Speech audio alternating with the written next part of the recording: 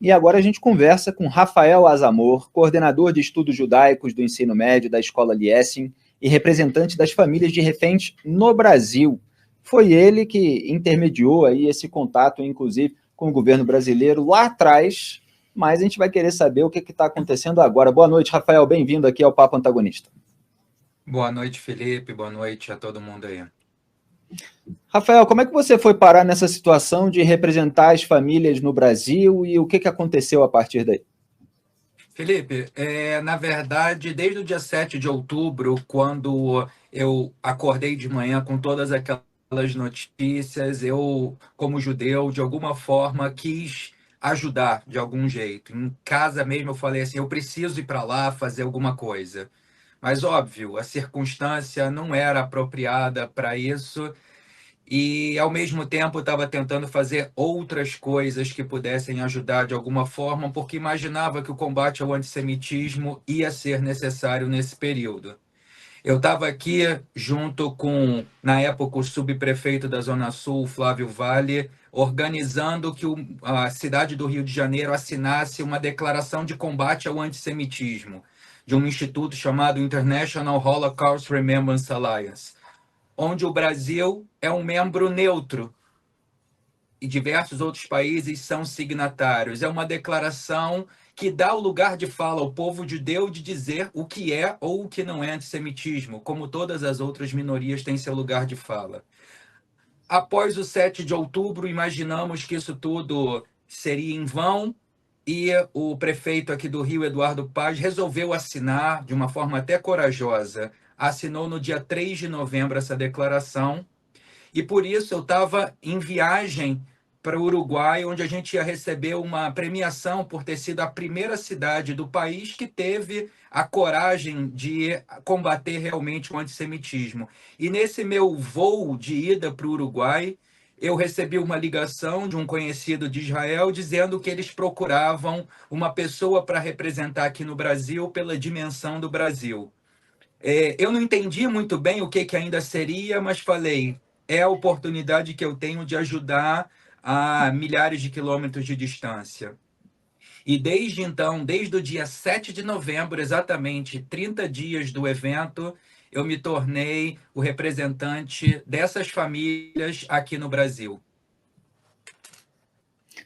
E aí houve um encontro em dezembro do presidente Lula com a filha e a irmã do Michel, que é o único refém brasileiro, ele que nasceu em Niterói, no próprio Rio de Janeiro, onde você também mora. A gente sabe, e comentou na época, inclusive nesse programa, que o Lula não estava querendo ter aquele encontro, que ele teve para evitar o desgaste, porque sentiu que não ter o encontro poderia ser ainda pior para a imagem dele. A gente tem visto as declarações em que ele traça falsas equivalências, isso quando não trata a reação militar israelense a um ataque terrorista como algo ainda pior do que o ataque mesmo. Como é que foi articular esse encontro e o que aconteceu depois? O governo Lula não retornou mais os contatos? Então, na verdade, a gente chamou isso de um tour dessas famílias. Não veio só a família do Michel, veio também mais outras 3 famílias, junto com a irmã e a filha do Michel Nisenbaum. Uma dessas famílias, inclusive, era um tio da Shiri Bibas, a mãe das 2 crianças, um bebê de 1 ano e um menino de 4, que ainda estão sequestrados, são os únicos menores de idade. E esse tour, que a gente chamou de tour, era uma viagem de advocacy para falar um pouco sobre em defesa e de lembrar o nome de todos os sequestrados naquele momento. Eles foram para a Argentina, Uruguai e Brasil. Desde o princípio, quando a gente começou as articulações, a gente começou a montar a agenda, a gente já sabia que haveria um encontro com parlamentares e com o presidente do Uruguai. A gente já sabia que haveria um encontro com parlamentares e, inclusive, essas famílias participaram da posse do presidente Milei na Argentina e tiveram um encontro pessoal com ele. E no Brasil a gente sabia que havia uma sessão exclusiva no Senado, organizado por alguns senadores, porém, a gente não tinha confirmações, nem no Itamaraty, nem no Planalto, que eles poderiam ser recebidos. Trouxemos eles mesmo assim, levamos eles para Brasília, participamos da sessão, e em um dado momento da sessão recebemos de uma forma até bem surpresa, positivamente, a presença do senador Jacques Wagner, que fez o seu depoimento ali e falou que tinha acabado de voltar do gabinete do presidente e que o presidente receberia somente a família do Michel Nisenbaum, somente a família do brasileiro. Organizamos como seria, o próprio senador Jacques Wagner levou essas duas familiares do Michel Nisenbaum, somente elas e o senador tiveram acesso. Nós, como representantes dessa família e responsáveis por todas as famílias, não tivemos acesso a esse encontro. Ficamos aguardando e eles tiveram um encontro assim organizado no dia, mas elas tiveram a oportunidade de passar para o presidente tudo o que tinha acontecido. Após o evento, foi uma enxurrada de repórteres, até de uma forma que, num primeiro momento, elas não deram declarações, mas o senador Jacques Wagner, se pegarem as entrevistas, fala bem claro de que o presidente prestou suas condolências, a família, que se colocava à disposição do que precisasse, tentaria intermediar através de interlocução com outros países, por exemplo, o Catar, e que o que fosse necessário o Brasil não mediria esforços. Um parênteses, esse foi o mesmo dia que o presidente foi receber uma comitiva de, inclusive, refugiados palestinos que estavam vindo para o Brasil, e houve uma cerimônia na parte da manhã com essas pessoas. Desde então, eu faço essa interlocução para as famílias, falo diretamente com a mãe da Ayala, com a irmã do Michel e com a filha, e elas vêm, desde o início do ano, me cobrando se a gente tem alguma posição. Em contato com o senador, eu não obtive respostas. Em contato com o gabinete do senador, até o momento, eu já deixei diversos recados, também não temos resposta. E nós aqui acabamos tendo que dar essa informação para a família. Não temos resposta do governo, positiva ou negativa. Pois é, eu estive lá com a Ayala, a sobrinha, que não participou desse encontro, quem participou foi a filha e a irmã, e ela disse, como vocês puderam ver aqui, no trecho que eu destaquei do meu documentário, que está na íntegra aqui no nosso canal de YouTube, como ela ficou insatisfeita, como a família ficou insatisfeita com a postura do presidente do país, onde o tio da Ayala, o Michel Nisenbaum, nasceu. Duda Teixeira quer fazer uma pergunta para o Rafael, fique à vontade. Quero, Rafael, boa noite. A gente entrevistou aqui no Papo Antagonista a Rafaela Treishman, que era namorada do Hanani Glaser, que morreu naquela festa ali no sul de Israel. E ela reclamou para a gente, falou assim, olha, em momento algum eu recebi qualquer ligação do Itamaraty, né? Essa é a regra para todas as famílias? Boa noite, Duda. Sim, eu já estive com outras pessoas que estiveram, inclusive, na rave com a Rafa Treisman, conheço a família dela. O Itamaraty não fez contato. Aquelas pessoas que vieram ao Brasil, que estavam na rave, pelo menos a grande maioria veio por conta própria, inclusive para o Brasil. Alguns lá no início do conflito ainda vieram em aviões da FAB, mas não tiveram nenhum tipo de apoio como cidadãos, mesmo que israelenses e brasileiros, tiveram apoio psicológico ou financeiro ou convite para vir para cá, para voltar se queriam. Todos, a grande maioria deles, vieram por conta própria e não receberam nenhum apoio diretamente do Itamaraty. Rafael, eu quero dar uma notícia aqui e depois levantar uma questão para você, porque a gente separou uma publicação das Forças de Defesa de Israel no X, o antigo Twitter, abro aspas aqui para as FDI. Ela, Eliakim, de 8 anos, e a sua irmã Dafna, de 15, foram raptadas da sua casa em Nahal Oz no dia 7 de outubro por terroristas do Hamas. Nahal Oz, uma região ali próxima da faixa de Gaza, eu estive inclusive na base militar, onde uma moça narra como morreram ali 24 colegas dela, numa salinha. Quem assistiu ao meu documentário vai se lembrar dessa cena. Durante 51 dias, diz a postagem, foram mantidos reféns aterrorizados e explorados por terroristas do Hamas. Neste vídeo, ela, com 2 L's, né, fala enquanto olha nos olhos de um terrorista parado atrás da câmera, sendo forçada a refilmar várias vezes. 128 reféns ainda estão em Gaza. Não deixaremos de operar contra o Hamas em Gaza até que todos estejam em casa. Fecho aspas. Produção, solta o vídeo aí que o exército israelense publicou sobre essas 2 irmãs. אני אלה אליקים, הבת של נועם, ואני בת 8, ואני מבקשת מבי שישחרר אותנו, ואני שבויה של חמאס. Tá aí a ela de 8 anos e tem uma foto dela com a irmã Dafna de 15. Tem aí, produção? Olha aí.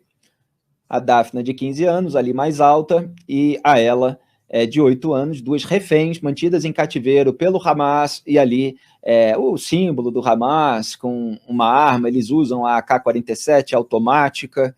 Eu, inclusive, ouvi relato, o dono da rave, dessa festa brasileira, e ele que estava presente, foi buscar reforços, voltou, acabou matando terroristas no caminho, ele pegou uma AK-47, esse relato, infelizmente, a gente não pôde filmar, e o maior medo que ele sentia, ele que é treinado, já tinha servido 1 ano, inclusive, fazendo operações até na faixa de Gaza, muitos anos atrás, o maior medo dele era ser alvo do próprio exército israelense, porque quem anda com uma AK-47, principalmente num dia de ataque terrorista, se torna imediatamente um alvo, porque é um armamento utilizado pelo Hamas, e não pelo próprio exército. Então, a minha questão, Rafael, para você, diante dessas imagens, e a gente sempre fica emocionado aqui por causa de tantos reféns que ainda estão mantidos em cativeiro depois de tantos meses, né? É o seguinte, eu vi matérias antigas na imprensa a respeito do seu trabalho como coordenador de estudos judaicos, buscando que as crianças cresçam ouvindo umas às outras, sejam elas judias, muçulmanas, católicas, que haja esse diálogo interreligioso, que as pessoas não tenham preconceitos, que elas saibam conviver na divergência. É mais difícil agora, depois de um ataque como esse, realizar esse tipo de proposta? Eu vou te dizer que realmente, por incrível que pareça, hoje, inclusive, eu ainda não tive o retorno. Eu entrei em contato com uma pessoa, o meu interlocutor, junto à Sociedade Beneficente Muçulmana, aqui no Rio de Janeiro, onde a gente tem um trabalho de parceria desde 2009. Então, já é um trabalho de longa data. A gente acredita bastante que é através da educação e através dos jovens que a gente constrói um futuro com menos preconceito, seja em qual âmbito a gente está falando. E a gente tem um trabalho muito importante de diálogo interreligioso na Escola Liesse, onde a gente é vizinho, literalmente, de uma escola católica, a Escola Santo Inácio, e a gente tem ótima relação com a Sociedade Beneficente Muçulmana. Então, a gente promove que os nossos alunos não só pesquisem sobre essas religiões, como também recebam fiéis dessas religiões para falar a respeito da sua própria fé. Além de outros trabalhos, como as religiões mais asiáticas, o budismo, o hinduísmo e as religiões de matrizes africanas. A gente acredita que a gente tem que preparar os jovens para enfrentar um mundo onde eles vão se deparar com diversas outras religiões, onde você vai ter convergências e divergências. E nas convergências, a gente vai tentar fazer com que esse seja o ponto de vínculo, e nas divergências, a gente vai fazer com que haja respeito, e que eu não tente me sobrepor sobre o outro, mas compreenda a fé dele e respeite a fé dele. Então, a gente acredita que dessa forma, dentro da escola, a gente vai formar, provavelmente, cidadãos muito mais abertos ao convívio e ao respeito mútuo. Duda Teixeira, para encerrar. Rafael, o Hamas, então, tem essa estratégia, a gente comentou aqui, de sequestrar não só pessoas vivas, mas também levar para Gaza os cadáveres, né? Que impacto que você acha que essa incerteza de você não saber se o teu parente está vivo ou não tem nos familiares? E você acha que o Hamas faz isso meio que intencionalmente? Sim, isso a gente sabe que é uma prática comum de sequestro de corpos. Isso faz com que você crie um pânico e uma pressão psicológica muito forte nas negociações. Porque eles sabem bem, Israel negocia, sempre negociou os corpos dos seus militares, e isso nunca foi diferente. E nesse caso, com relação a civis, não seria diferente. Então a gente tem imagens de corpos sendo sequestrados, já deitados no chão, mortos nas ruas de Sderot, por exemplo. Então, assim, isso faz com que provavelmente crie um ambiente hostil dentro da própria sociedade, junto ao governo, junto aos militares, porque, obviamente, todas as famílias, independente de se vivo ou morto, querem o seu familiar de volta para que essa história tenha um fim. E essas 128 pessoas estão paradas no dia 7 de outubro. Então, você vê pessoas onde a casa do familiar está intacta desde o dia 7 de outubro, aguardando a continuidade da vida, seja ela como for, para que essas pessoas tenham um fim. E isso é o mais importante nesse momento.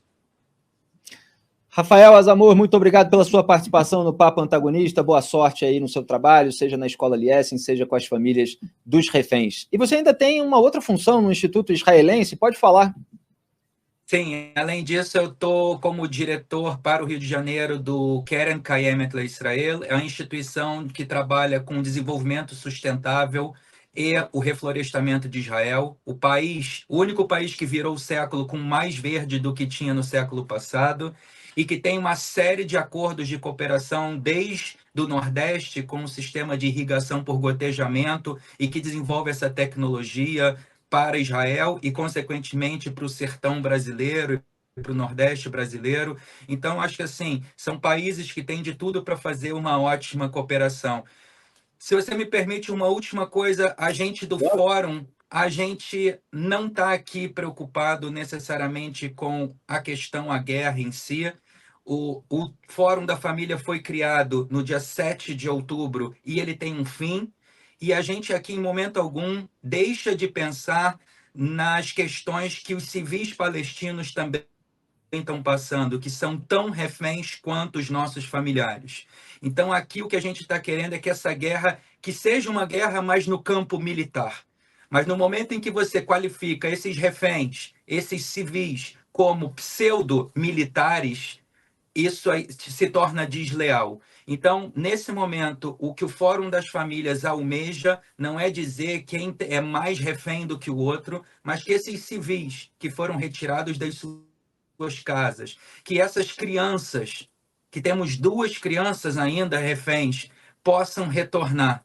E depois as guerras que sejam tratadas nos campos militares e não envolvendo essas pessoas que estavam celebrando uma festa que se chama Simchat Torah, a alegria da Torá, do nosso livro sagrado. E essas pessoas acordaram e foi uma desgraça. A gente não tem alegria desde então. Então, todas as festividades judaicas que vêm se passando é sempre com um porém. Faltam 150, faltam 140, faltam 130, e agora faltam ainda 128, e a gente espera que o principal, esse espaço que vocês estão dando para a gente, esse assunto não morra com o passar do tempo. E isso que eu queria agradecer em nome das famílias em Israel e nós aqui voluntários no Brasil. Obrigado, Felipe, Duda, uma boa noite.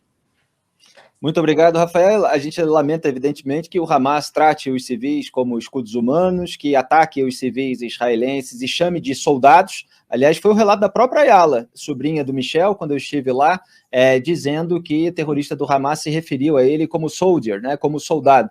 É como se para eles fosse exatamente a mesma coisa, não é essa postura, pelo menos, evidentemente, no discurso, na hora da defesa da reação militar de Israel, que os militares têm. A gente sabe, evidentemente, todo o drama que os civis palestinos estão passando, e é disso que a gente vai tratar agora no programa. Rafael Azamor, muito obrigado, boa noite, bom trabalho.